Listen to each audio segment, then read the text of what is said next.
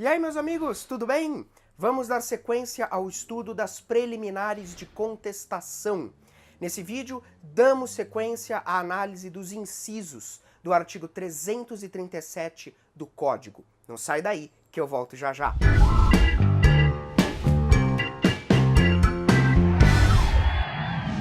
Fala, meus amigos, tudo bem?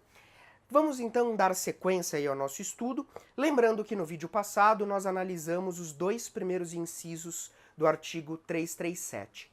Então, a primeira matéria preliminar que a gente estudou foi a inexistência ou nulidade de citação, e a segunda foi a incompetência, tanto absoluta quanto relativa, não faz diferença. Ambas devem ser alegadas em preliminar de contestação. Portanto, não existe mais aquela exceção de incompetência relativa que havia no CPC de 73. Tudo bem? O CPC 2015 simplificou o tratamento. Só que eu devia ter feito isso no vídeo anterior, mas não tem problema. Antes de dar sequência, eu quero que você faça uma observação no teu caderno sobre a incompetência relativa, que é muito importante, muito importante. Eu quero que você anote que a incompetência relativa, ela é uma preliminar que não pode ser conhecida de ofício pelo juiz. Isso é importantíssimo, isso despenca em prova. Porque a regra é que todas as preliminares de contestação do 337 podem ser conhecidas de ofício pelo juiz. A gente até falou sobre isso no vídeo passado. Só que, excepcionalmente, a incompetência relativa não pode. Não pode. Tudo bem? Vai ter também uma outra exceção, mas essa eu comento mais pra frente, tá? Vamos para a nossa tela, para agora o inciso 3 do artigo 337. Muito bem, meus caros. Então, dando sequência ao nosso estudo das preliminares de contestação, nós estamos aí nos debruçando sobre o artigo 337 do CPC. E agora nós vamos para o inciso de número 3. Esse inciso de número 3 traz a incorreção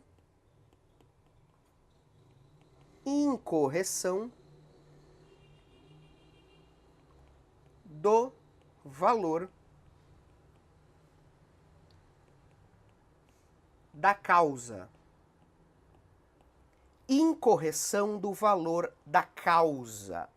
Então, olha só, presta atenção, o CPC de 2015, ele aboliu a chamada impugnação ao valor da causa, que existia no CPC de 73, tá? O CPC 2015, ele optou por simplificar. Então, ao invés de você, do réu, melhor dizendo, impugnar o valor da causa, né, como era aquele sistema antigo, arcaico, trabalhoso, não. Você pode, em preliminar de contestação, alegar essa incorreção. Tudo bem? Isso tem aí todo um viés voltado para a simplificação do processo. Professor, o que eu entendo por incorreção? Né? O que seria a incorreção do valor da causa? Olha, existem basicamente dois sentidos, né, para essa palavra incorreção. O primeiro sentido, nós podemos colocar aí a desconformidade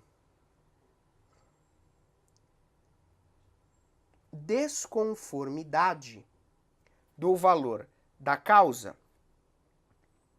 com o artigo 292 do CPC, que é aquele artigo que nós já comentamos, que traz as regras para o cálculo do valor da causa. E nós também não podemos esquecer que na legislação especial, né, na legislação civil extravagante, existem outros dispositivos que também trazem regras para o valor da causa. A gente comentou sobre isso lá nas aulas de petição inicial. Então essa desconformidade, ela pode ser entendida no sentido de que o valor é excessivo Então o valor é excessivo. O que significa aí valor excessivo, né? Valor excessivo significa que o autor, ele deu para a causa um valor muito alto, um valor excessivo. Professor, por que isso seria feito? Bom, isso às vezes acontece na prática quando o autor da ação é beneficiário da justiça gratuita, né? E aí ele aumenta demasiadamente o valor da causa para prejudicar o réu, para o réu pagar mais custas, né? Pagar custas aí a mais, né? Porque ele, autor, é beneficiário da justiça gratuita, então ele está tranquilo. Ele quer ferrar o réu. Então, para o réu pagar mais custas, ele joga o valor lá em cima. O réu, se identificar essa situação, pode, em preliminar de contestação, alegar. Falar, ó, valor excessivo, tá? Ou um valor insuficiente. Insuficiente. Essa desconformidade pode ter dois sentidos, ou valor excessivo ou valor insuficiente, ou seja, um valor abaixo do correto.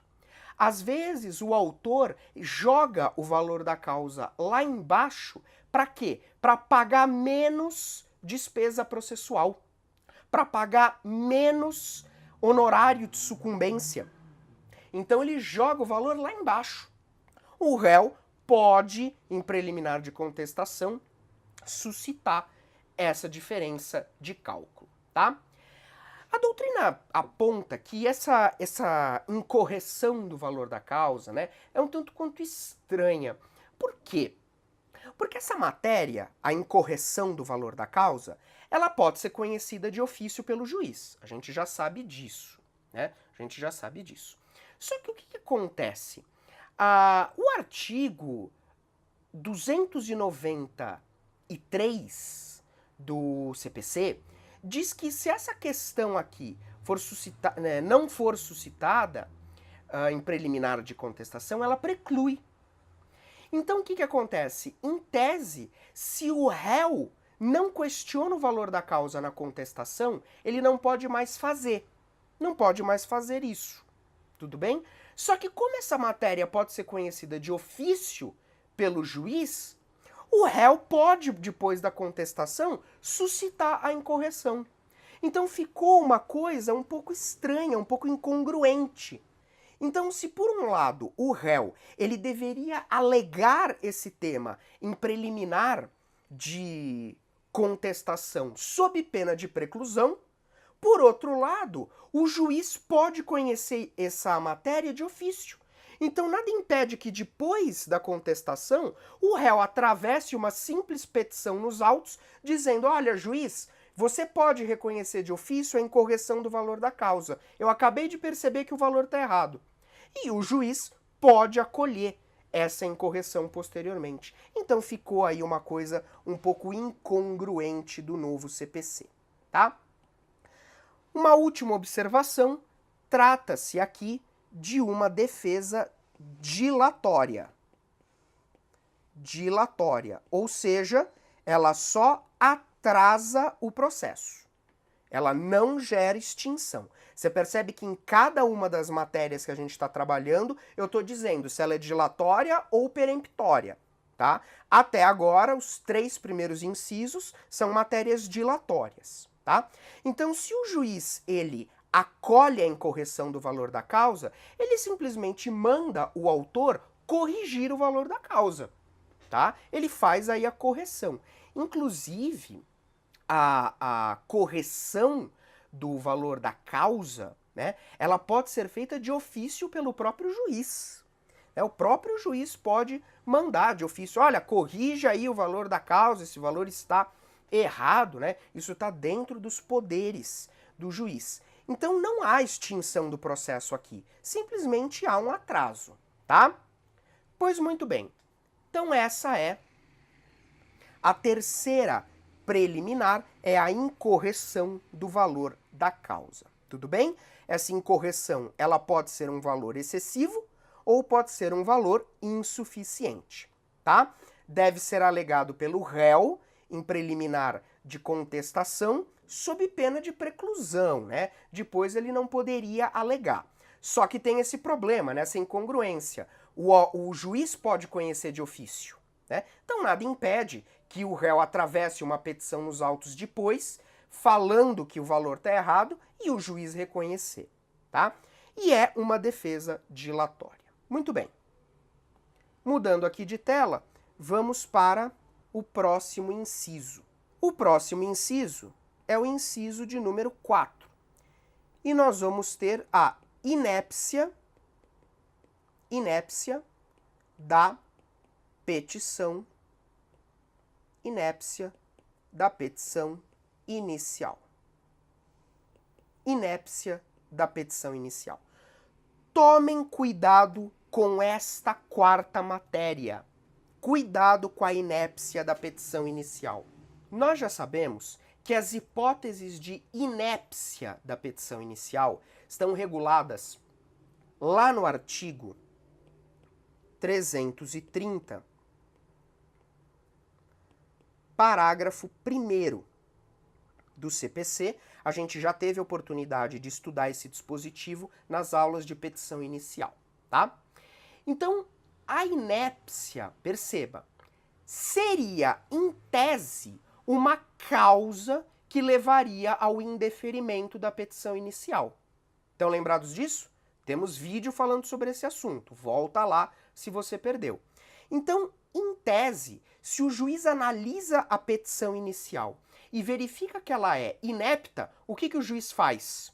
Extingue o processo sem análise de mérito. Só que aqui, meus amigos, não dá para o juiz fazer isso. Porque se o réu em preliminar de contestação alega inépcia da petição inicial, o que o juiz tem que fazer aqui nesse caso? O juiz tem que mandar o autor emendar a petição inicial. Percebeu como é diferente? Aqui, reconhecida a inépcia, o juiz determina que o autor emende a petição inicial. Se o autor não emendar a petição inicial, aí sim, extinção do processo sem análise do mérito.